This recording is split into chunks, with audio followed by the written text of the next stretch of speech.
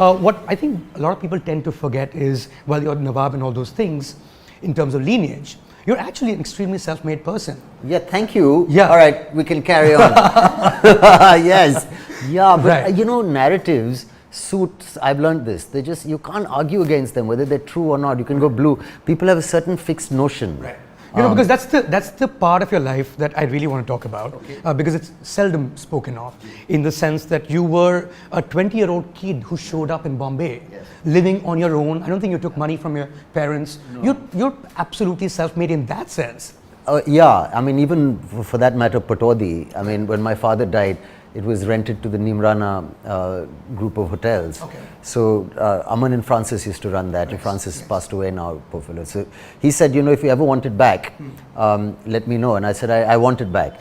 So they had a conference and said, okay, you have to give us lots of money, which I then consequently earned and kind of, so even the house I'm supposedly inherited has been earned back through money from films. And I mean, you can't live on the past. At least we can't in our family. I mean, because there was nothing. There's some history and culture and some beautiful photographs, and of course some land. And it's been a privileged upbringing. But there's been no like inheritance coming from There's there. no inheritance Never coming been. from there. Never been. So when you moved to Bombay, Saif, you were not from the city. You actually lived in a house that you rented. Is that how it worked? Well, I was born here and I was familiar with Bombay. Then we lived in Bhopal and Patodi and Delhi. Where did you grow up in Bombay? Carmichael Road? In Carmichael Road, yeah. Because my mother, I think, was keen, and being married to my father, the different worlds, you know. So it wasn't a very film-centric kind of upbringing. And South Bombay anyway. And South Bombay, whatever, in Cathedral and Bombay Gym. That's because also my father's world and that influence, which I think she was quite happy to be a part of, away from, you know, the constant pressure of being in a film environment. Right. So a little break in life. Right. So I think one has inherited that. So you then, of course, were in Delhi, and then that's where you moved to Bombay from. Would that be correct to say, after you finished? Well, my father, you know, was living with my mother in her flat in Rashmi, and he had just finished kind of playing cricket when I was 4 or 5, was his last test series. So he, my mother says, was bunking his responsibilities as they were in Bhopal, Patodi, because his mother was looking after things, and she got a bit old.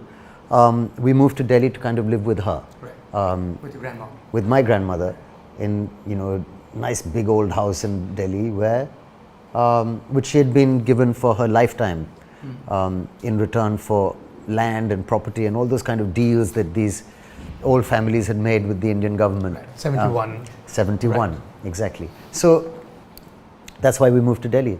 With Yash Chopra, if I'm not mistaken.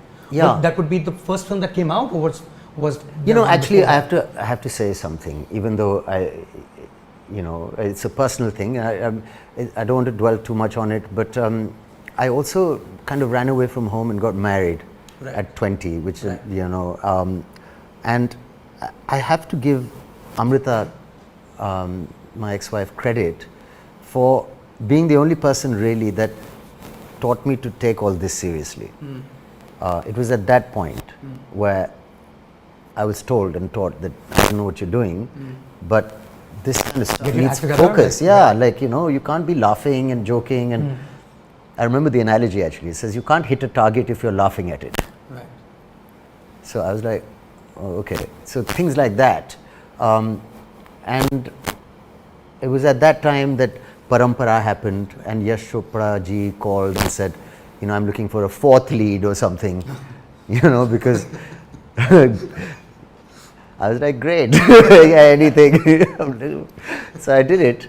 And when he signed me, a lot of other people. That's how it usually works. Right? Yeah, it's like an investment in a stock. You say, okay, now if Yash Chopra and Parampara is taking him, then, you know, it's going to be, let's invest in this. Right. And that's what happened. But the basic journey of taking things seriously started there. And then it was a question of kind of mentally burning bridges and saying, this is it, you know, there's just nothing else. And that's somehow the only way to kind of make it in movies, is not to be open to, any kind of distraction or the possibility that let's try this, let's do something else. No, it was like, this has to work because there's nothing else. That kind of focus is what I felt was required Sure. and what was taught to me, and I kind of inculcated. But you know, like there is an interview I saw of yours. You know, there's a lot of stuff on the internet that I think people should really look up. Like, you know, there's videos. You know, back in the day, they used to shoot videos with movie stars. They'd come on the set and stuff like that. And there are quite a few of them of yours from back then. Have you? Can you send me some? I'll send you. Oh, I'll send you. It's all there in my folder now. So you know, I see you, and I see you from that. And I see you, they're two different people. I think so. Like genuinely two different people. And you've said this in the past in your previous interviews too, that you don't think remember. It's not the same like person. You genuinely don't remember. There was another person. I can't.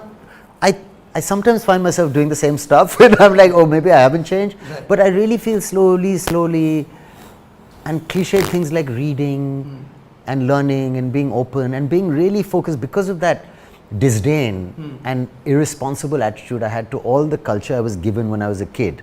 That academic environment of Winchester College is, I mean, it's like haloed ground, you know, somehow. Like, it's like I can't explain the respect for academics there. And also what it makes out of your mind, to be humble, down to earth, don't show off, understated, quiet, all those things suddenly came flooding back later when you know, because you're trying to pretend, you're trying to fit in, you're trying to, like, you know, give galis and drink Bacardi and be one of the boys in the 90s, you know. But now, when you say, okay, do I want to really be known like that all along, or can I be comfortable to express?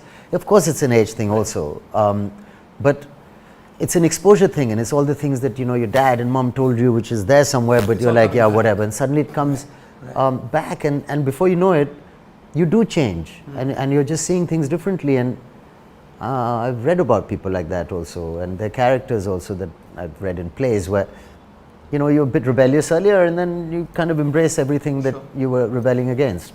Right. I mean, but as a person, and I'm sure everyone's told you this, and I'm talking about films, not your later interviews, but there is a duality in the sense that there is who you are does not, like, it does not relate to what you do for a living. And that seemed to be a lot of your 90s works. Yes. Would that be correct to say? Yeah, for sure. Because who I was, I mean, you have to fit into a certain mold in the 90s, you know. There wasn't that much room for experimentation or bringing your... I mean, I remember Amir Khan, who's always been the kind of, at least for me, the flag bearer of some sort of discipline and modernity and efficiency in the industry, behind the scenes as much as on. Said, okay, I'm going to do 5 films a year. 5 films a year. Right. And the logic was you can't do more than 5. So, and this is the time when people are doing 15 films, you know. Shakti Kapoor said he's insecure if he doesn't have 17 films on the floors. At the same time? Yeah.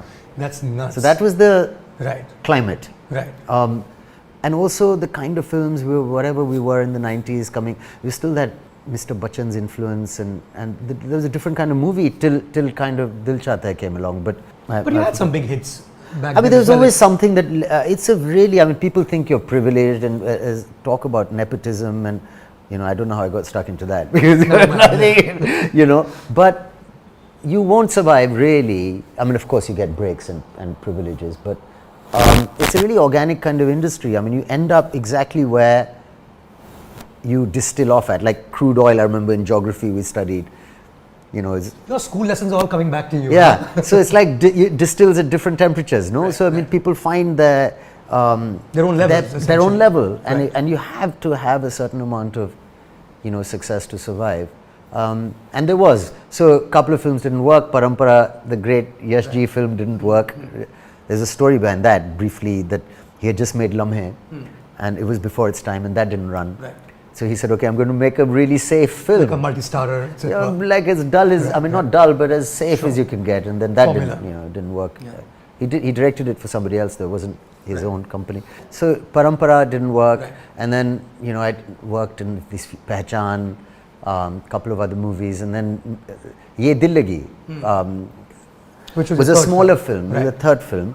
And like Amir, who did Parampara, was offered Dar, and I was like the 4th lead, so I was offered Ye Dil Lagi, which Akshay Kumar was also in. So, and the music was great, and my role was really fun, and I kind of scored something there. But did it ever occur to you that you're not the ole ole guy? You're not this person in terms of how you've been raised, in terms of how you think, or you could just like demarcate a set from home? Of course. This is what you no, do. no. And then In fact, the merge is happening now, which should happen, which is a sign of some civilization. Right. Whereas earlier, it was totally a very different thing. In fact, it was cool not to talk about your work at home. Probably still is actually, but there was a huge differentiation because this is what we do as a living. It's got nothing to do with what you are. And the minute we're on the set, we're all equal, and we're just part of this thing. And it doesn't matter what. And it's made for an audience that you are not.